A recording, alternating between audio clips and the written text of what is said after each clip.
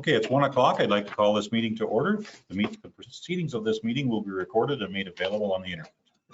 We can move on to item 1.2 of our agenda. Please make sure all your electronics are shut off or muted. We'll move on to 1.2 of our agenda, which is roll call. I'd like to ask our clerk, Jesse Clark, to please call the roll. Thank you. Mayor Longstad, are you present? I am present. Deputy Mayor Armstrong? Present. Councillor Franzen? Present. Councillor Braybrook? Present. Councillor Cadigan? Present. For staff, we have Donna Taggart, CAO Treasurer. Present. Barb Waldron, Director of Building and Planning, CBO. Present. Adele Arbor, Planner. Present. And Jesse Clark, Director of Corporate Services, Clerk, is present. Okay, thank you very much. We will move on to item 1.3 of our agenda, which is land acknowledgement and moment of reflection. We respectfully acknowledge that Trent Lakes and Peterborough County are located on the Treaty 20 Mississauga territory and the traditional territory of the Mississauga and Chippewa nations, collectively known as the Williams Treaty First Nation, which include Alderville, Beausoleil, Curve Lake, Georgina Island, Hiawatha, Rama, and Scugog Island First Nations. Trent Lakes respectively acknowledges that the Williams Treaty First Nations are the stewards and caretakers of these lands and waters in perpetuity, and that they continue to maintain this responsibility to ensure their health and integrity for generations to come. We will now take a moment to reflect on these principles and our duties and responsibilities as members of council.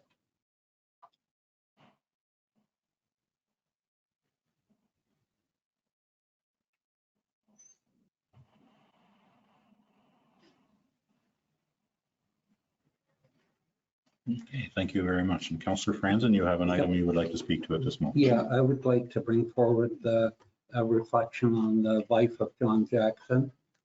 He was a resident in the Cavendish area municipality. He was a longtime volunteer. He was over 100 years old when he died, and he was part of the geriatric construction crew that built the Cavendish Community Center. I don't know if there's other members of council would like to add something. I think we all knew him quite well. Anyone else like to speak on that? Seeing none, I would just like to make a comment. Decades of volunteerism in this municipality and worked on the fire department for many years with his wife who passed away previously to him. So sorely be missed, both of them. Thank you very much, Councillor Franzen, for bringing that to everyone's attention. Okay, we can move on to item 2 of our agenda, which is disclosure of pecuniary interest. If anyone has a pecuniary interest on an item on the agenda, please disclose it now or anytime during the meeting prior to discussing anything on the item you have an interest in. Seeing no hands, we can move on to item 3 of our agenda, which is the approval of the agenda is circulated. I would entertain a motion for same. See Councillor Franzen for a mover, Deputy Mayor Armstrong for a seconder. Any other conversation? I'm seeing none. I will call for the vote. All in favor? That motion has carried. Okay, we can move on to item 4 of our agenda, which is the adoption of the minutes. Item is our regular council meeting of May 21st. Go ahead, Councillor Cadigan. So moved. Adopt minutes. Okay, do I have a seconder? I see Deputy Mayor Armstrong. Any other conversation? I'm seeing none. I will call for the vote. All in favor? That motion has carried. We can move on to item 5 of our agenda, which is committees and boards. Item 5.1 is liaison reports for council boards and committees. Does anyone have anything to report? I am seeing none. We can move on to item 6 of our agenda. I would need a motion to suspend our regular meeting to go into a statutory public meeting pursuant to the Planning Act. Councillor Cadigan for a mover. I'm waiting for one of my other councillors over there. Are you froze, John? Or are you just... Yeah. When you put your hand up, make sure that I can see it if you don't mind. Yes. Okay. So I have a seconder of Deputy Mayor Armstrong. Any other conversation? I'm seeing none. I will call for the vote. All in favor? That motion has carried. We are now in a statutory public meeting pursuant to the Planning Act. And Adele Arbor, I think you're going to speak to item 6.1, please, our plan. Thank you. And through you, Mayor Lambshead, this is a public meeting under Section 34 of the Planning Act to consider an amendment to the municipality's comprehensive zoning bylaw, B 2014-070. A notice of public meeting for today's application containing the prescribed information was circulated to all landowners within 120-meter radius of the subject lands at least 20 days prior to this meeting, and a sign was posted on the subject land in accordance with the Planning Act. The notice was also mailed to all prescribed agencies, public bodies, and persons in accordance with the regulations. Anyone wanting to be notified of any decision from today's public meeting must either inform myself or the clerk, and the notice of passing will be mailed to them, setting out the method and manner in which appeals may be made to the Ontario Land Tribunal. If a person does not send in a written comment prior to the passing of the bylaw or make an oral submission at a public meeting, that person may not be entitled to appeal the decision. We have one application on today's agenda, and it's zoning bylaw amendment 24-08 Mayhew. And thank you, through you, Mr. Mayor. This zoning bylaw amendment application was submitted by agent Holly Richards Conley from Black Point Construction Services on behalf of Maureen McCullough and Andre Mayhew for the property known as 17 Fire Route 109. The purpose of the zoning amendment application is to permit the construction of a two-story replacement dwelling. The proposed replacement dwelling represents an approximate 280% expansion over the existing dwelling on the 0.21 acre parcel of property. The proposal will increase the total lot coverage from 13% to 19.7%, whereas the maximum lot coverage for this particular property is set at 20%. There is a planning report on today's agenda from the municipality's planning consultant, Chris Jones, of which is not in support of the current proposal. The lack of support for the current proposal is due in part to the proposed Class 5 septic system, identified as a holding tank, and the lot is highly constrained on size, while the applicant is proposing the 280% increase to the ground floor area, which isn't in keeping with the intent of the official plan or zoning bylaw. An environmental impact study was submitted with the zoning bylaw amendment application in support of the proposal, which has outlined specific conditions to adhere to if the zoning bylaw amendment is approved. Further comments from Kawartha Regional Conservation Authority was in support of the application, and we have received comments from neighbors after the posting of the agenda and have been circulated to members of council and to the agent. At this time, if any members of the public would like to make an oral submission in the physical gallery, please raise your hand. And if there are any members in the virtual gallery, please raise the hand feature and wait to be called to make the oral submission. Okay, thank you very much. Is there anyone in the physical gallery that would like to speak to this item? Please come to the podium, or Jessica again, and introduce yourself. I am just going to very quickly pass these out so I don't have to get up and pass them out while I'm speaking. I was going to do it during, but this makes it much easier. Thank you. Sure. Yeah. Thanks.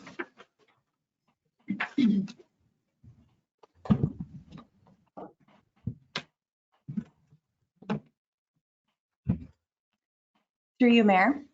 Thank you for the opportunity to speak on this application. My name is Holly Richards Conley, and I'm the agent representing Maureen and Andy Mayhew. We've been working on this file with township staff and their planning consultants since April of 2021. After numerous iterations, we have finalized this particular design. As outlined in the application, we plan to construct a modest two-level cottage with 1,178 square feet on the ground floor and 840 on the top. Additionally, there will be a single car attached garage, a roadside entryway, and a waterside deck, totaling 190 square meters of ground floor area. Last year, we deferred the application to make the house smaller and reduce the two-car garage to a single car garage, allowing the Mayhews to keep their beloved historical gazebo on their property and to create a smaller footprint. To provide context, this cottage has been in Maureen's family for almost 65 years. She fondly remembers swimming in the creek as a young child, and now the Mayhews wish to replace the old, tiny, dilapidated cabin with a slightly larger cottage to create similar memories for their own family.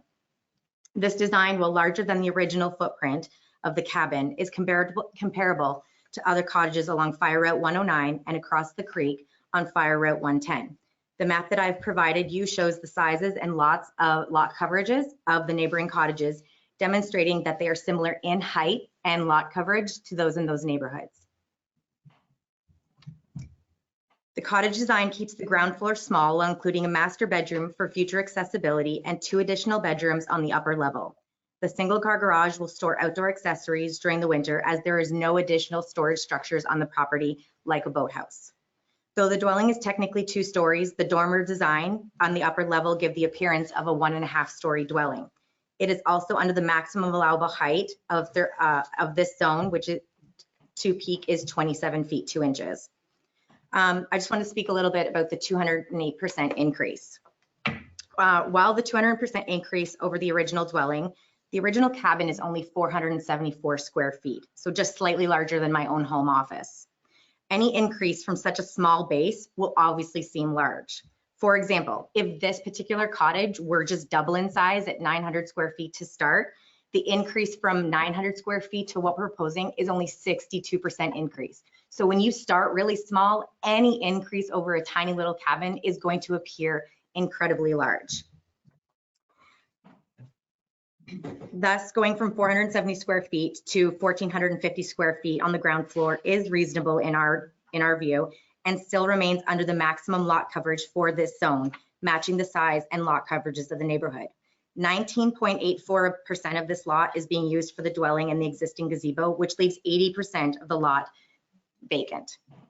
To address some of the concerns of the neighbors, this property will remain a true family cottage with no short-term rentals. We appreciate that the township is currently reviewing their short-term rental accommodations, which will benefit all residents of Trent Lakes. As I am a member of Trent, or a homeowner in Trent Lakes. The 2 neighbors directly to the north of the Mayhews are in support of the project as per their letters, and there's no direct line of sight between the Mayhews and their neighbor directly to the south. And to be very clear, no part of this cottage is closer to the water, both the deck and the cottage. We are no closer to the water than the existing structures. As was circulated, this property has undergone a scoped environmental statement, and based on the conclusions of the report, the construction within the proposed development envelope will result in no significant negative impacts on the functions of identified natural features, provided that the recommendations outlined in section 5 and 7 of that report are implemented. GHD's recommendations have been made to address potential impacts to natural features and or their functions during the site preparation phase, construction, and post-construction period. Maureen and Andy have read through all of the recommendations and agree to all of them, and a copy of those recommendations will also be provided to their builder. Because the EIS was done when we originally submitted the larger house and footprint, I did reach back out to GHD with the new site plan and the smaller house, and the following comments were provided by GHD's senior biologist. I'm just going to read this really short email.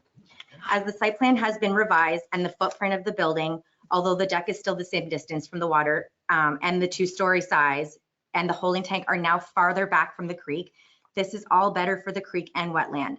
Grading and fill is now well outside of the buffer area as well, which is also a good change. The revised site plan does not change the conclusions of the EIS report or our recommendations, as they have maximized the setback as much as they can from the modifications to the building and setback. Let me know if you have any other questions. Chris Ellingwood, Senior Biologist, GHD. Further to the EIS and GHD's comments, as Adele noted, Kawartha Conservation has also said they have no concerns with the proposal and that we are ready to submit a permit for them before we start construction. If this project is approved, the Mayhews are also ready with a planting plan to add additional plantings as advised in the EIS to their side lot lines for privacy and, more importantly, along the water's edge. We've also received a permit from Peterborough Public Health to replace the existing holding tank, and I know that this is one of the major factors in the planning consultant's report. So I'm going to read an email from Kathleen Shepard, the public health inspector, explaining why these site-specific considerations were taken and why they issued the permit. So this was sent to Barb Waldron on November 23rd of 2023. It says, "Hi Barb, the existing sewage system is a class 5 holding tank. The system was installed because there is insufficient area on the property to accommodate a class 4 treatment unit and leaching bed due to environmental factors Specifically, surface water located on 3 sides of the property, across the right-of-way, west property line, and water yard. There is also a shallow water table, which would require a raised leaching bed that increases the setbacks from environmental features, wells, and structures by twice the height of the system is raised above original grade. A replacement holding tank has been issued for the proposed new construction, and the new system meets the Ontario Building Code requirements. So what that means is there was no other place on this property to put a septic system. Holding tank is not a septic system. It's an alternative to such. And there was no place on this property. Even if you had a tiny, tiny little house, we could not install a leaching bed on this property. It had to be a holding tank. And because it meets the requirements of PPH and the Ontario Building Code, that is what the Mayhews had to go with. An archaeological assessment has already been done on this property and nothing was found. And lastly, the new cottage will maintain the neighborhood's aesthetic, retaining most of the mature trees, including 7 very large white spruces along the water. These trees, along with the new plantings in the Mayhews planting plan, will provide privacy and maintain the natural beauty of the area. And I'm not sure if you did a site visit for this, but if you are standing on the Mayhews property on their front deck, you can't see any of the properties across the creek. And if you're standing across the creek looking in, you could only very limitedly see and they're not taking down any of those trees. So all of the privacy and visual aspects will not be seen from across the creek. Thank you for your time and consideration. Okay, thank you very much. Does anyone have any questions of Holly before you? I'm seeing none. Okay, thank you very much for your presentation, Holly. Is there anyone else from the gallery that would like to speak for or against this application? Seeing no hands. Staff, do we have a comment? Okay. Okay. We are done with that application. We can, go ahead, Deputy Mayor Armstrong. I'm sorry, my Is fault. it okay to ask questions now? Yep, absolutely. Please do. Yeah, we're still on. Thank you, Mayor Lamson. I just had 2 questions. One, have there been any complaints from neighbors about plans?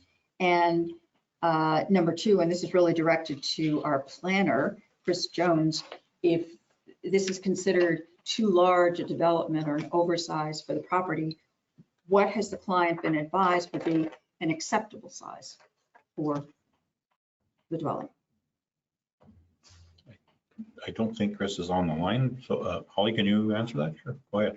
I can certainly provide some emails that went back and forth between Chris and I because I did ask this specific question. And the reason I asked this specific question was in the original pre-consultation meeting that I had with Sarah Dillermarter and Adele, the notes from that meeting say that we can go up to 20% on that lot. And so when we submitted the original plan with the larger house, we were told that it was too big. And so I posed the question, well, we were told 20% is okay, or up to 20% is okay. If that's not acceptable, what is? And I was never provided an answer. There was never a number given to us. And so we were kind of working a little bit blind. Okay, thank you. Any other questions? Go ahead. Just a second question. Are there any neighbors who are opposed to this? There were some letters posted online with the agenda that they did have some concerns, certainly about short-term rentals. There were some concerns that the cottage was actually moving closer to the water, which we're not. And I'm not sure if there were any else. I can't really recall off the top of my head, but I believe those were the 2 main concerns. And just Maureen and Andy are here and they can certainly attest to the fact that this is truly a family cottage and not a short-term rental. Okay. That answer your question? It does, yes, thank you. Just have one comment. I mean, when you look around that area and you see the piece of paper that you did provide me, I didn't know that those were the numbers, but I assumed that was very close to that. That this is in keeping with what's going on the sides of Nogies Creek. So I don't think this is an outrageous development when you're starting from 400 square feet and going to 1,400 square feet on the footprint. You're starting off at a disadvantage as far as I'm concerned. That's just my comment. Any other comments or questions? Go ahead, Councillor Cadigan. Through you, Mayor, the picture that was included with the minutes looked like a 3-story almost, like the basement, the main floor, and I assume it's cathedral ceilings that made it look like 3 stories. I wonder if we have that picture available or not. So what's That going was- on there? So we got, can you get your name first before we? It's John Ireland. John Ireland? So John is the Wait. designer of the house, so he'd Okay. be best to Okay, speak on that. that you have the picture. Yes.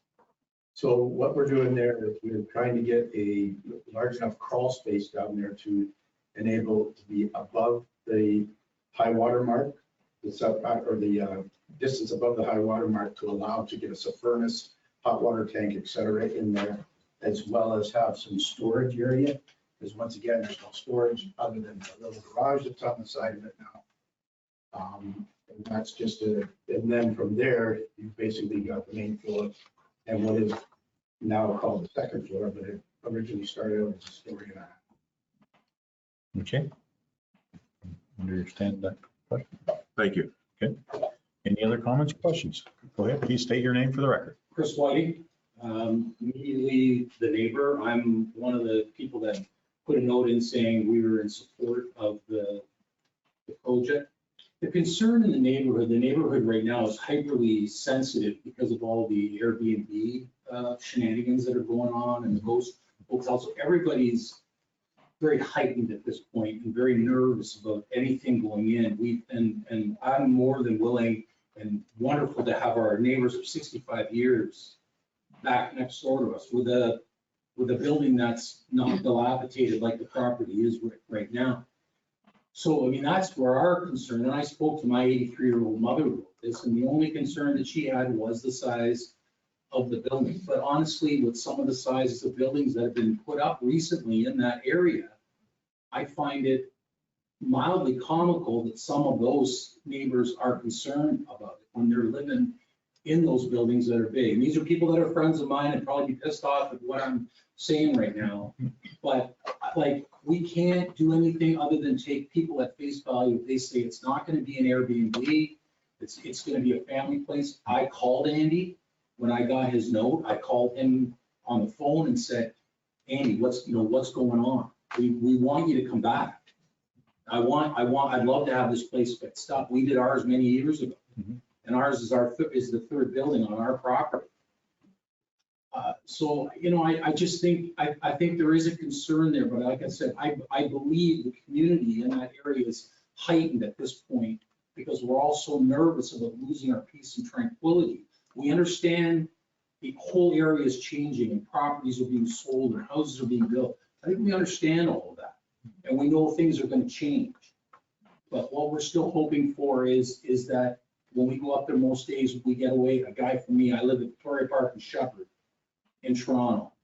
And I love it when I open my doors and I get out of my car and it's dead silent. And I know there's going to be some noise, but we'd love to have our neighbors back. And I personally, yeah, it's ambitious, it's big. I know it's scary for everybody, but our personal opinion is I'd rather have something there. We miss Chris and Ann, who were there for Chris. It's okay, take your time.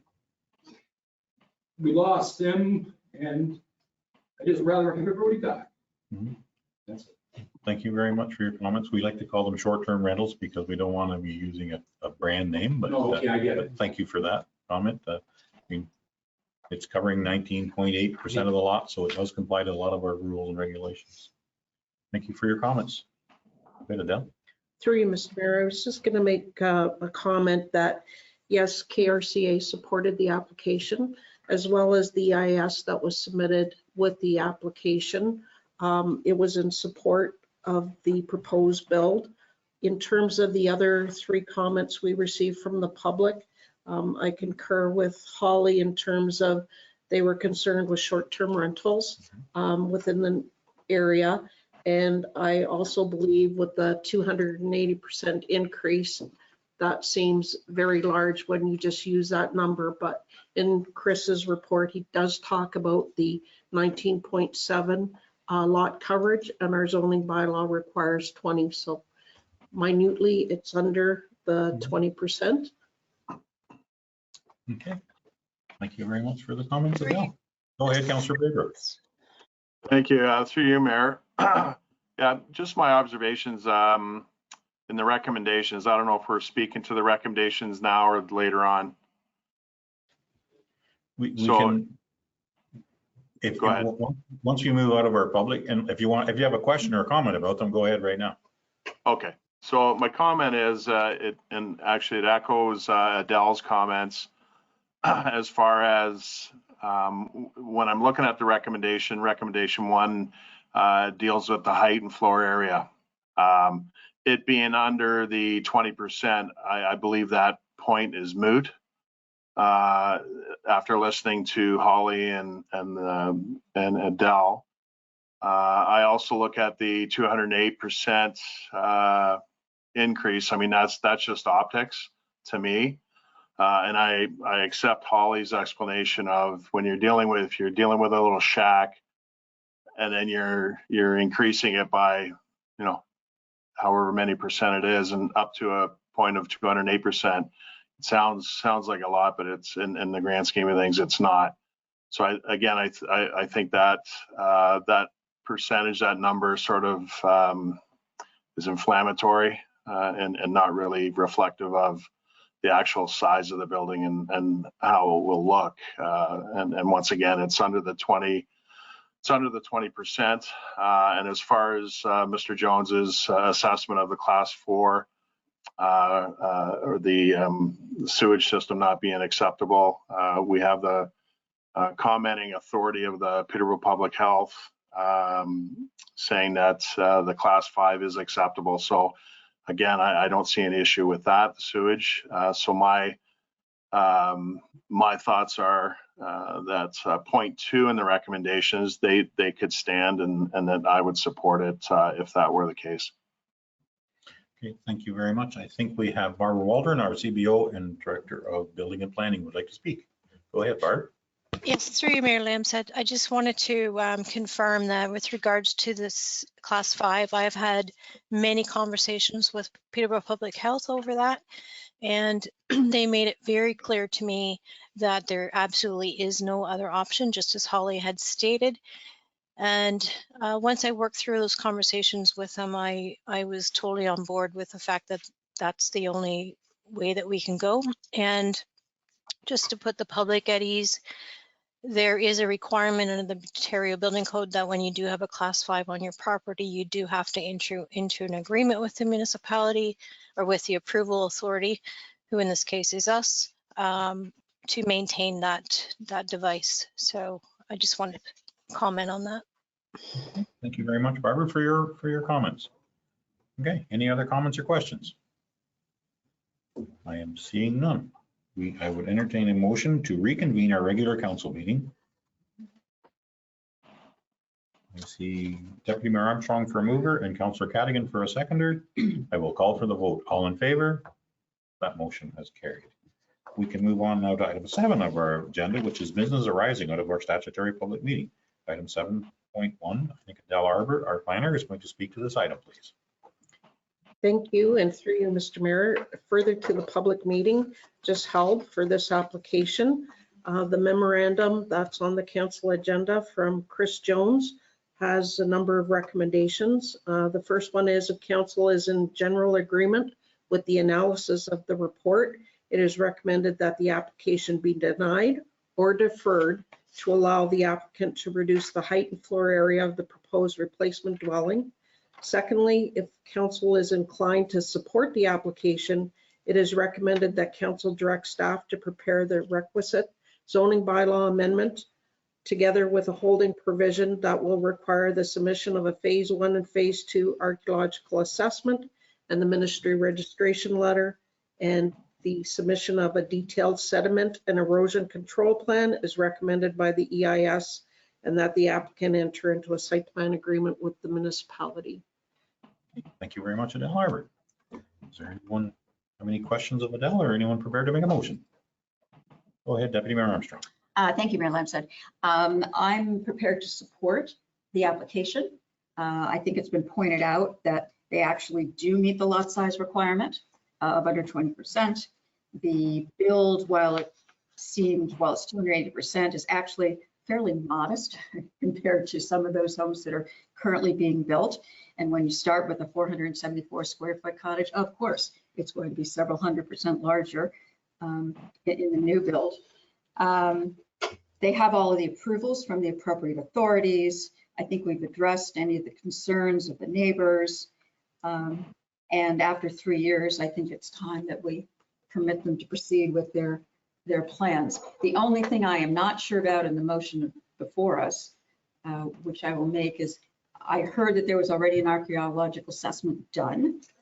And I think the site plan agreement can probably address the sediment and erosion control that's required through the EIS.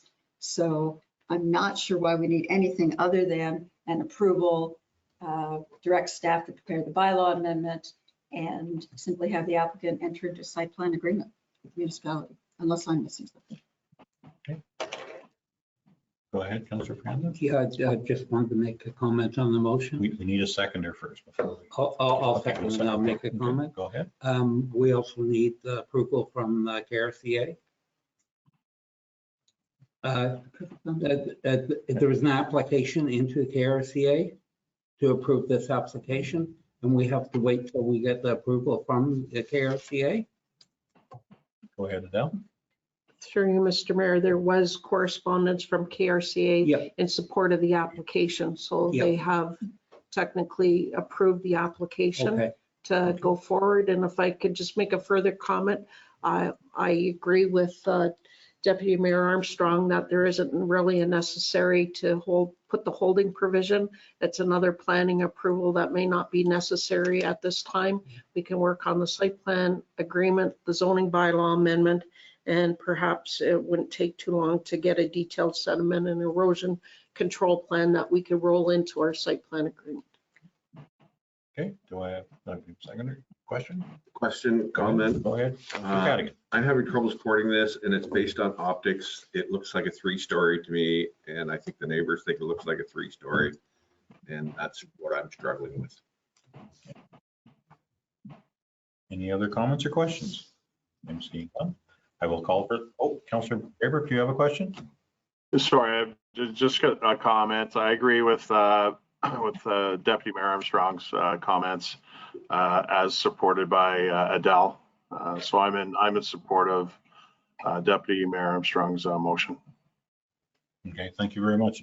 If I do not wish to ignore you, please get your yellow flag and wave it. Thank you. Thank you for your comment, Councillor Graber. Okay, go ahead. I just want to make one further comment. My support of this application has nothing to do with whether it's going to be a short-term rental or not. I don't think we should be considering that at this table. Thank you. Thank you for your comment. That was just a question of some of the neighbors. Yes, So no, I understand. Okay, any other comments?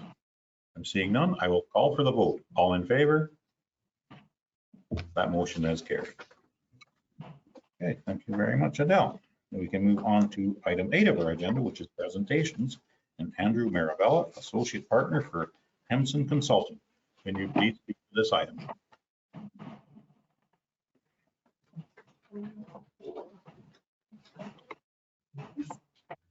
Hello.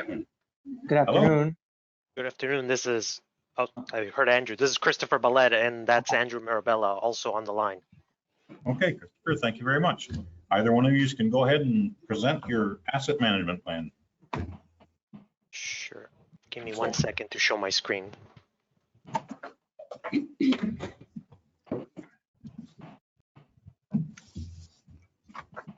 Are you able to see that? Yes, we can. Okay, sounds good. Thanks for the time today, Mayor and members of council. And today we want to cover a few key pieces on the municipality's new asset management plan or updated asset management plan. We're going to talk about the background and objectives of the asset management plan. We're going to look at the state or local infrastructure and the conditions and the replacement value of the municipality's assets. We're going to look at some financing strategy scenarios and looking at the long-term life cycle costs of undertaking the work needed to maintain and meet proposed levels of service, and some strategies in order to be able to fund that work and some options in that. And then we'll finish off with some next steps. So in terms of the progress of the municipality, this outlines the regulatory sort of timing and outlines of OREG 58817, the asset management planning regulation. The municipality has met the initial 2 requirements of developing a strategic asset management policy and developing the existing levels of service for the core assets and reporting on those core assets as part of those 2 requirements back in 2019 and 2022.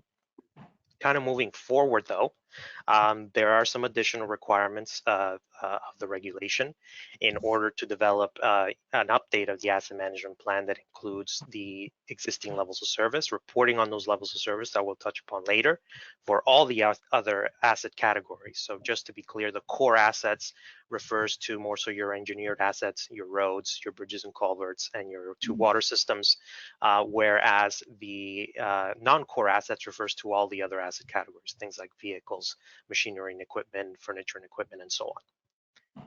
The 2025 requirement requires the municipality to develop proposed levels of service or level of service targets. And, in order to achieve sort of efficiencies related to the work and cost of development of the asset management plan, this 2024 asset management addresses those 2 components, the 2024 and 2025 requirement. In terms of the background, municipalities are responsible for ensuring infrastructure is planned, built, and maintained in a sustainable way. That said, up to this point, the municipality has applied sound asset management principles and processes to date. You have been providing funding on an ongoing basis for capital works in order to maintain those assets in state of good repair, and that work is ongoing. So a good sort of effort on an ongoing effort there. The asset management plan, though, is a useful tool for identifying longer-term infrastructure requirements, something that we'll show you today through the life cycle cost analysis, but at the same time to meet those requirements of the regulation. And like I mentioned, the regulation has some specific reporting requirements, which the asset management plan covers, as well as some key areas that in order to be able to track levels of service over time. And we've developed that as part of this plan. And then kind of the final component here is to have a readily available document to support those future provincial and federal grant applications and support the CCBF funding agreement. Those agreements are asking for a submission of those plans as part of the regular reporting. So kind of the key items here in the asset management plan, we want to identify the current state of infrastructure. So we want to look at the quantity of assets, their age, their condition, and the replacement value. We want to identify those current and proposed levels of service, and those are really key measures on the performance of those assets. Things like conditions will form the primary basis of those levels of service, as you'll see in a bit. We want to make financial recommendations on how to manage the existing assets so that service levels are maintained, noting that growth-related infrastructure that's been outlined in the 2024 development charges background study is included as part of the plan, sort of in terms of rounding out the life cycle cost analysis over the long term, and it's done on an average cost basis. The proposed levels of service are considered in line with those those life cycle costs, both in terms of maintaining the existing asset base for the municipality and as well as those long-term obligations related to growth. And we want to build on past practice by determining how best to save to infrastructure or for infrastructure to 2063. We're looking at a 4-year time frame for the municipality. This time frame is unique to the municipality. We'll typically look at anywhere from 20 to 50 years. A 40-year time frame seem appropriate for the asset portfolio that the municipality has. There's a lot of long-lived assets in the asset portfolio. In terms of looking at the actual reporting, total asset value for the municipality calculated at about 248.9 million. The majority, 2/3 or so, 161 million, made up of roads. That's followed up, by about a fifth, $50 million for buildings, vehicles making up 16.8 million, and water infrastructure making up just under 11 million, with bridges and culverts coming up at around 4 million. And then the remaining asset categories are kind of all those other supporting assets making out, kind of rounding out the balance of the infrastructure. And not too much of a surprising story for a kind of replacement value portfolio of the size of Trent Lakes. Roads making up the majority or the vast majority of the pie here is typical of municipalities of your size. Kind of buildings making up a larger share, because you have just the two water systems and no wastewater system. The water system makes up a smaller share. Any other small municipality that has both of those systems would have a bigger wedge at that pie. So nothing too surprising or out of the ordinary in terms of this pie chart.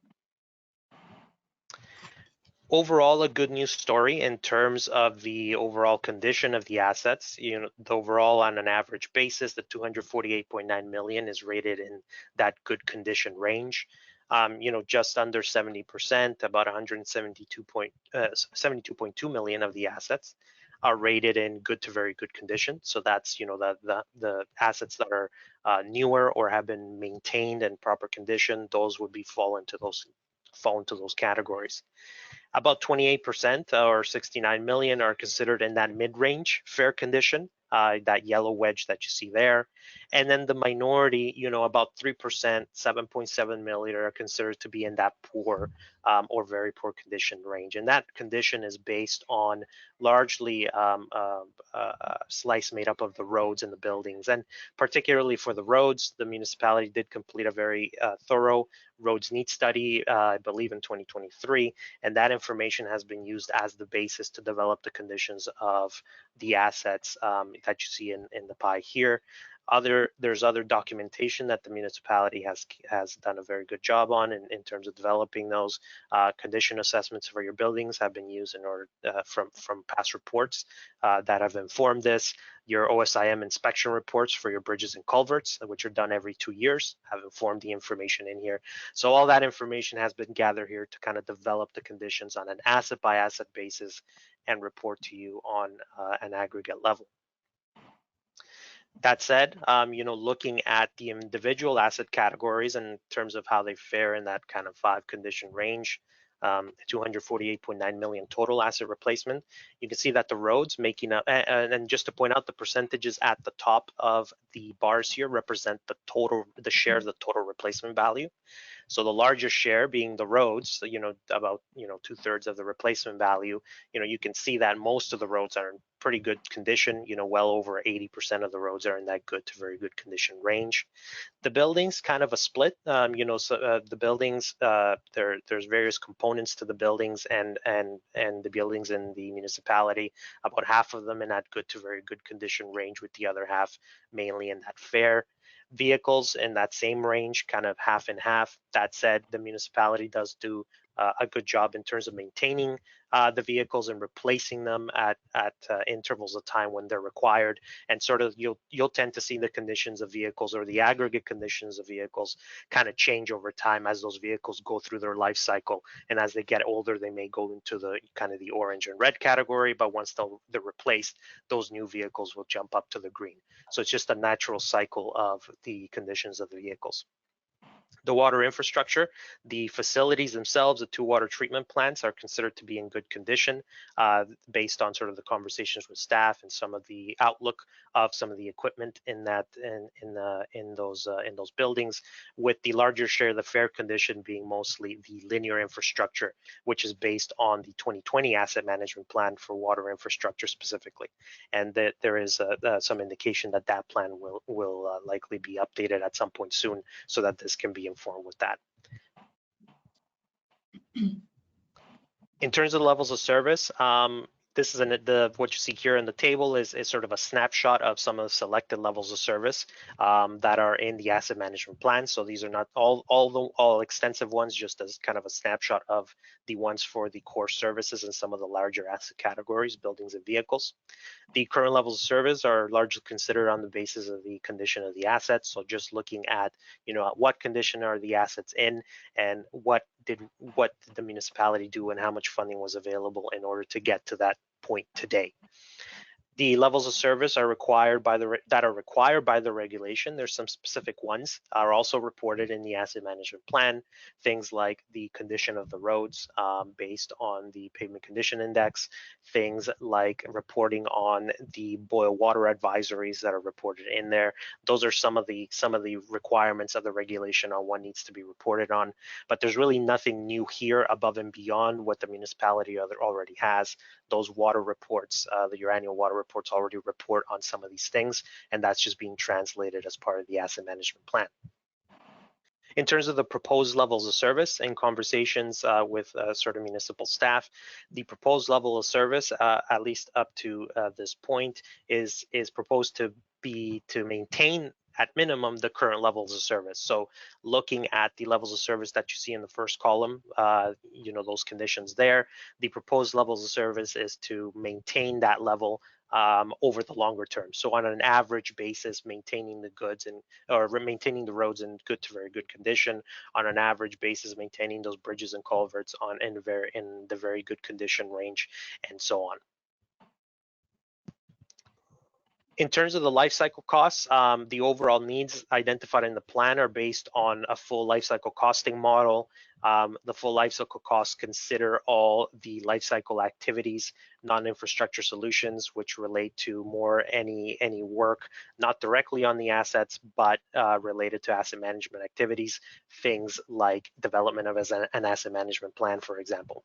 Capital renewal and replacement, more traditional, your typical projects or work that's done through the capital program. Operations and maintenance, your work that you do through your operating budget. And we also include, wherever possible, any activities related to asset disposal, which is largely included as part of that same category, capital renewal and replacement, and expansion activities more so related to the work from your development charges background study.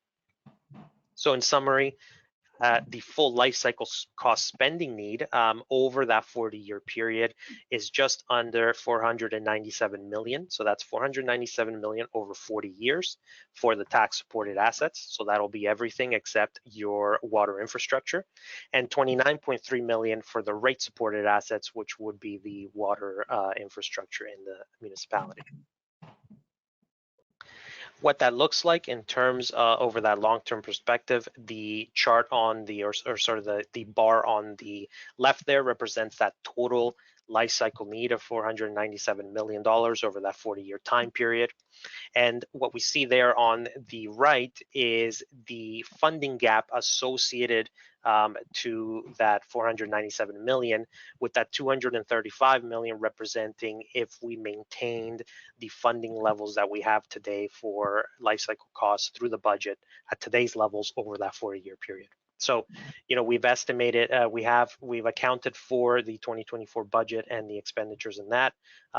Funding in 2024, about 886,300 net of gravel maintenance. That said, the gravel maintenance is also included just as a separate line item in the analysis, because we recognize that town capitalizes the gravel maintenance, and the costs are included in the life cycle analysis as well. So it is included in that 235 million in funding. We've included or accounted for the existing capital reserves of about 13.2 million, and we've made assumptions on future funding from grants, particularly the CCBF, and as well as some other one-time or shorter term grants, the OCIF and the ONPF, that's included in the 235 million. So overall, that gap, if we maintain current funding levels, would be about $262 million over the 40-year period. Closing that gap, just for kind of illustrative purposes, would require an increase of about 2.9% to the 2024 tax levy. So that's about $320,900 every year over that 40-year period. Now, this here represents the most, sort of pessimistic scenario, in that, we're maintaining the current funding levels to get a sense of a base case in order to assess some financial strategies in order to mitigate or to close that 40-year gap. So what we've looked at here is relative to that base case or that maintaining current funding levels. The chart on the right represents a mapping or an annual mapping of that same sort of analysis of that same gap. The red line represents the over that 40-year period. By the end of that 40-year period, that 262 million that you saw in the previous, or that 262 million gap that you saw in the previous slide. So that's the 320,900 increase annually every year over the 40-year period. Now, recognizing, obviously that, a 3%, increase every year over 40 years may not necessarily be palpable for the municipality, obviously for issues of affordability, feasibility, and so on. We tested a couple other scenarios, looking at, a more aggressive scenario, as well as two strategies to close the in-year gap, or the funding available within any given year over a 30-year period and over a 40-year period. And what that represents in strategy one, an increase that would equate to an increase about 242,000, or just under 242,000 per year for capital every year for the 40-year period. That represents a requirement of about 2.2% of the municipality's estimated 2024 tax levy, about 10.9 million. So that's about a 2.2% increase, to put that into context. The strategy two, a little less aggressive, about 180, just under 187,000 per year increase over the 40-year period. That revenue requirement is about a 1.7% increase relative to the 10.9 million. And I guess to really illustrate where that leaves off over that 40-year period, the strategy one is represented by the gold line in the chart, and the strategy two is represented by the gray line. And the gold line, leaves the sort of the over the 40-year period, we're at just under 74 million in terms of the remaining gap, and 116.2 million in strategy two. And what those strategies really represent is rather, over time, as we've seen many municipalities have funding gaps over the long term in terms of addressing the life cycle needs of the assets, but, recognizing issues of affordability, feasibility of taking on projects and so on, we want to make sure that we have some strategies that, as opposed to closing the gap over that time period, we are managing that gap over that same time period, making sure that we're maintaining the levels of service. There is still a gap by the end of the period, but it doesn't continue to grow in perpetuity after that. A similar analysis was done separately for the rate-funded infrastructure, so your two water systems kind of combined. In terms of the findings here, not too surprising that the gap is significantly smaller than the tax-funded services. Your water infrastructure is funded through your user rates, your utility rates, which are based on a full cost recovery model, or moving towards a full cost recovery model, and making sure that those funds are available in order to maintain the system.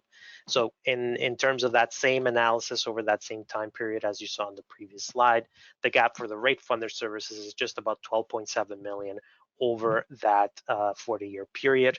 Closing that gap, the most sort of aggressive strategy would equate to about an increase of $16,300 per year in additional, contributions to reserves. That would be about a 3.6% increase in terms of the rate requirement from the 2024 budget, a combined of about $447,000. And once again, similarly, sort of reporting on that same kind of metric as you saw for the tax-funded services, strategy 1 and 2 representing some more or strategies to manage the overall gap, or the long-term gap over the long-term period. Strategy 1 would represent an increase of about $7,500 per year, 1.7% increase from the 447,000, and then strategy 2 would be just on or about $4,600 per year over the 40-year period. That's a 1% from the 447,000. So a similar approach being taken on the rate-funded services, with the magnitude of the dollars that you see there being smaller because of the size. The system is smaller. The other ones include all the other asset categories, but at the same time having that fiscal capacity, because the water system is funded through user fees. So in terms of next steps, what we presented here today, the financing strategies that we're providing to you today are the information that will help you in sort of decide on those future funding options. The strategies presented here could be considered as part of 2025 budget development if council deems it appropriate. We will provide the municipality with our MS Excel financial model. We've developed a model as part of this analysis that includes all the analysis that you saw in the last few slides, and that is part of our deliverable to the municipality. And obviously to help track those levels of service that we saw in the last couple slides in order to be able to track those over the longer term. The municipality will need, in sort of in future years, will need to update council annually on asset management progress or on asset management reporting as part of the regulatory requirement, but that'll be beyond 2025. And to be clear, that today the asset management plan that we've developed, the 2024 AMP, meets both the 2024 and the 2025 requirements on both the current and proposed levels of service. So that's an important point that I just wanted to emphasize here. And finally, we'll continue to assist the municipality, as best we can in terms of the asset management continuum. We're always available if there's any questions in terms of the findings here and the asset management model that'll be handed over to the municipality. And I guess with that concludes the formal presentation, and I'd be happy to take any questions that council may have. Thank you very much, Chris. Anyone on council have any questions? Go ahead, Deputy Mayor Armstrong. Thank you, Mayor Lamstead. And thank you for the presentation. These are always sobering presentations to find out what our gap is in terms of maintaining our infrastructure. I have two questions. The first is on slide 11, I think, where you show tax-funded capital versus current funding. 11?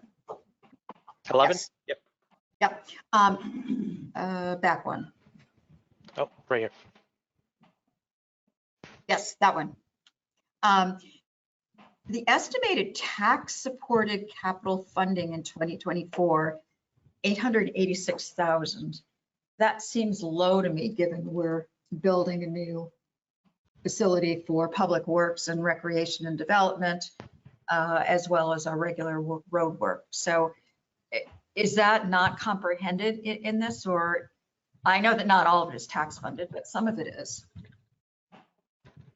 Right, and through the mayor to respond to that. So in terms of the estimated capital funding, so it's based on the capital from tax from the 2024 budget. It's about 1.2 million, except the only difference here is that's net of the gravel maintenance in the budget.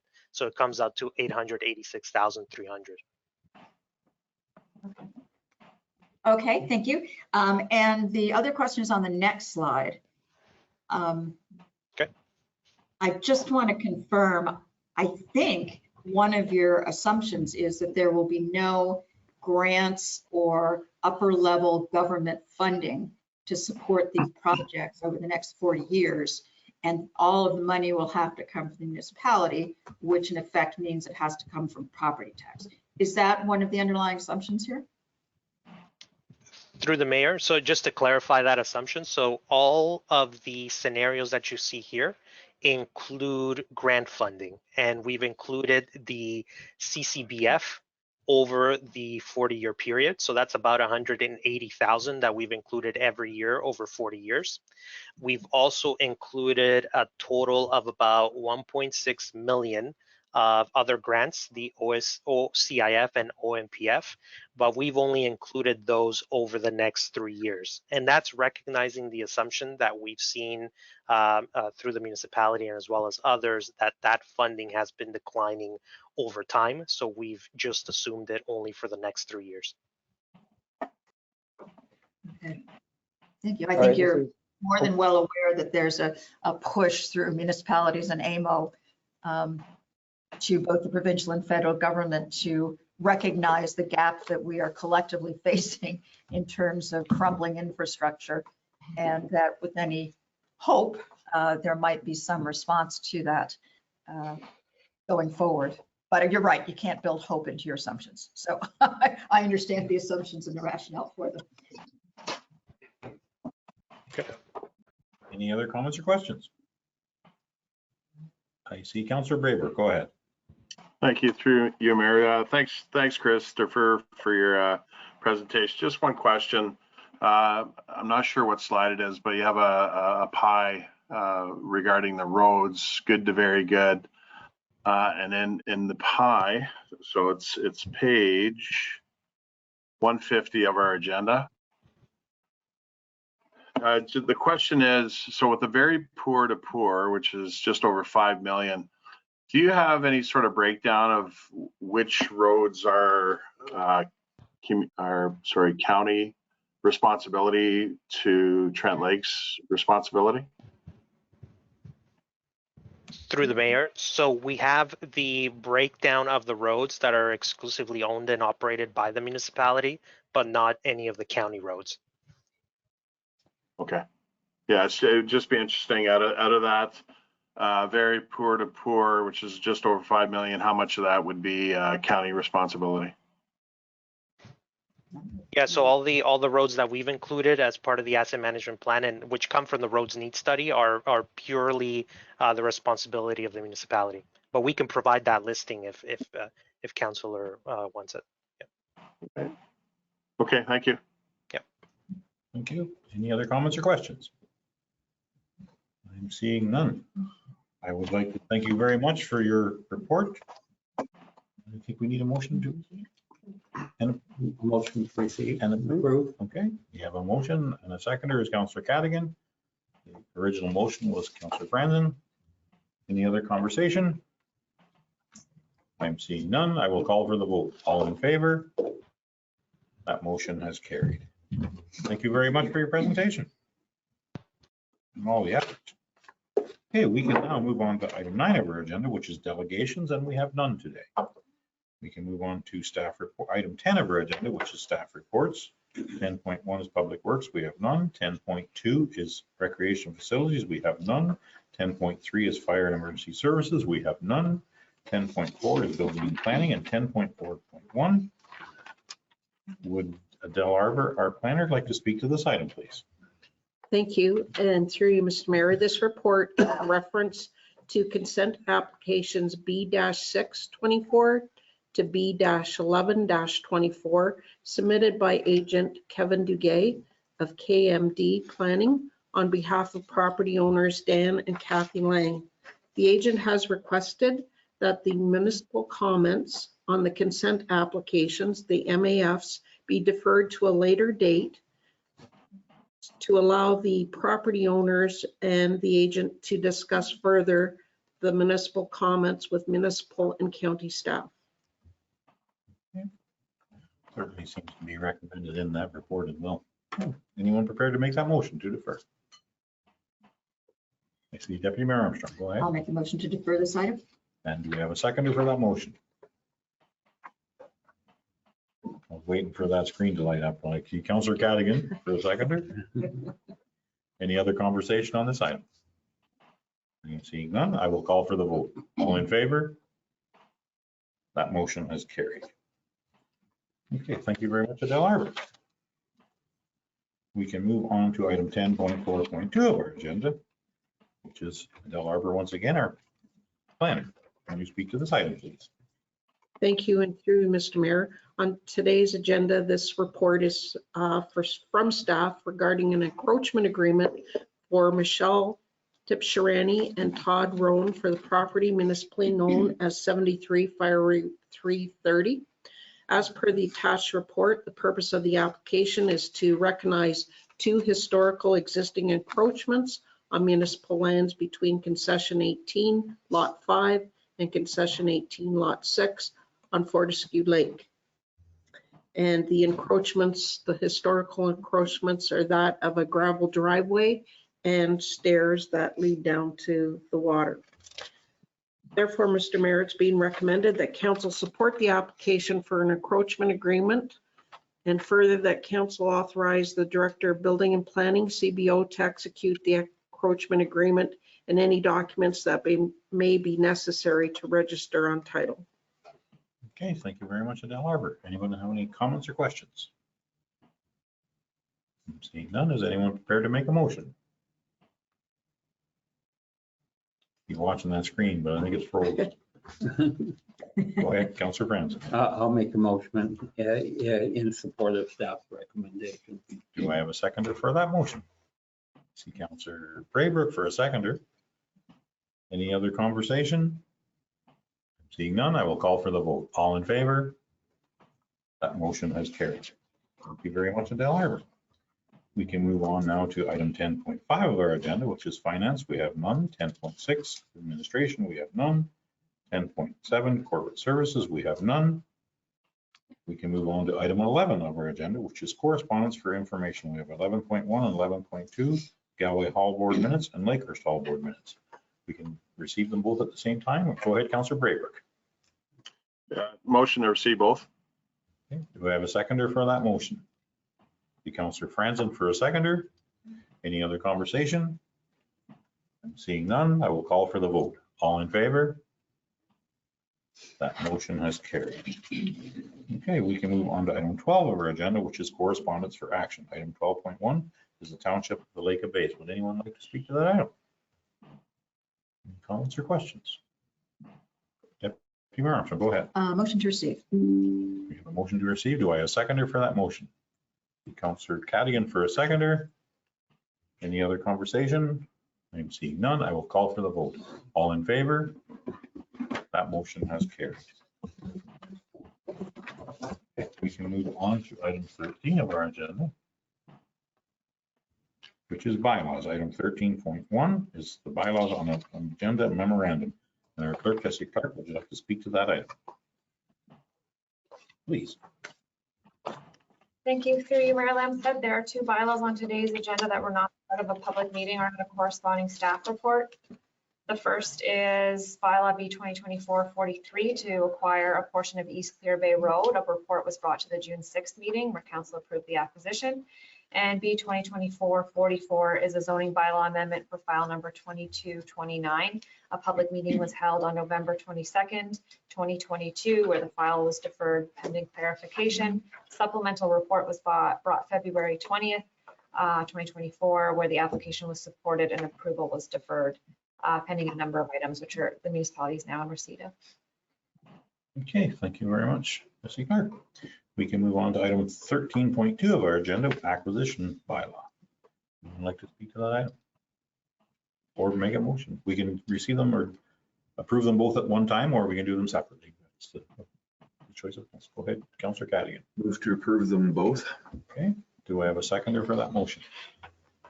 See Deputy Mayor Armstrong for a seconder. Any other conversation? Seeing none, I will call for the vote. All in favor? All in favor? Okay, the motion is carried. Thank you very much. We can move on to item 14 of our agenda, which is business arising out of a previous meeting.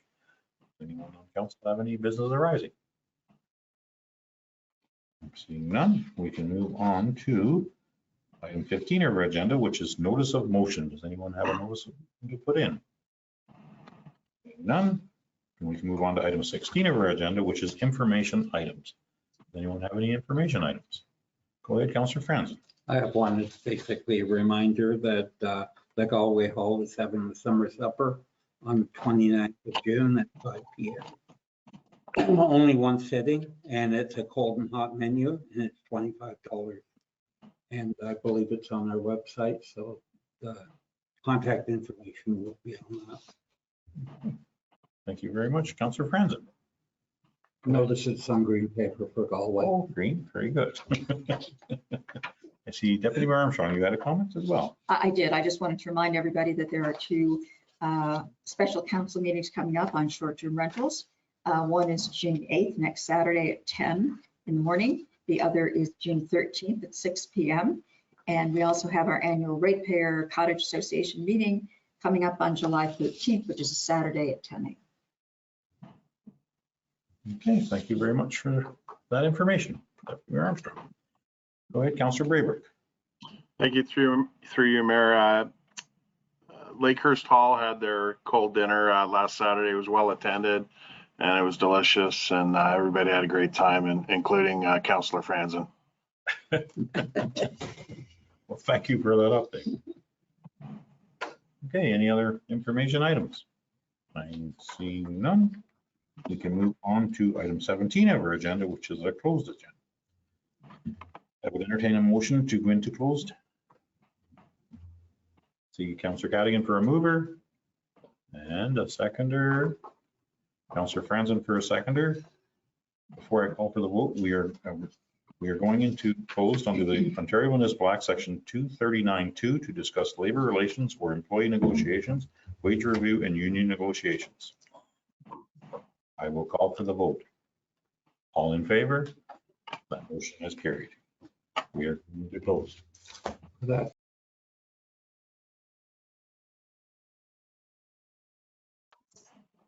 Okay, we can move on now to item 7.2 for our agenda, which is rise from a closed meeting. I would entertain a motion for same. See Councillor Cadigan and Deputy Mayor Armstrong. Any other conversation? Seeing none, I will call for the vote. All in favor? That motion is carried. Okay, we can move on to item 18 of our agenda, which is business arising out of our closed meeting. Item 18.1 is the adoption of the minutes. Anyone prepared to make that motion? See Councillor Cadigan for a mover. Councillor Braybrook for a seconder. I think you were moving. There we go, for a seconder. Any other conversation about the minutes? I'm seeing none. I will call for the vote. All in favor? That motion has carried. We can move on to 19 of our agenda, which is the adoption of the confirming bylaw. 19.1 is the confirming bylaw. I see Deputy Mayor Armstrong for a mover. And for a seconder, Councillor Braybrook for a seconder. Any other conversation about the minutes or the confirming bylaw? I see none. I will call for the vote. All in favor? That motion has carried. We can move on now to item 20 of our agenda, which is adjournment. Would anyone like to make a motion to adjourn? We've seen Councillor Braybrook for a mover, Councillor Cadigan for a seconder. I will call for the vote. All in favor? That motion has carried. We are adjourned. Thank you, everyone. Thank you, staff. Thank you, council, and thank you, everyone in the gallery, both virtual and physical.